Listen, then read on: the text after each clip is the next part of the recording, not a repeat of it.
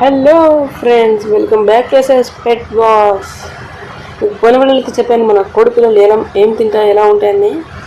అయితే మీకు వీడియోలు అన్నీ క్లియర్గా చెప్తాను. దానికన్నా ముందు మనం రెండు కోడి పిల్లలకు రెండు పేర్లు అయితే పెట్టండి.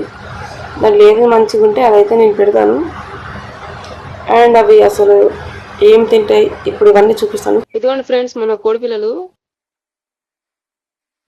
మంచిగా తింటున్నాయి చూడండి. ఇదే మన దానికి పెట్టే ఫుడ్. ఇదిగో దగ్గరికి చూపిస్తాను. ఇదే ఫుడ్. ఎక్కువ అయితే ఇవే తింటాయి. ఇంకా రైస్ అవన్నీ ఎన్నెన్నో తింటాయి.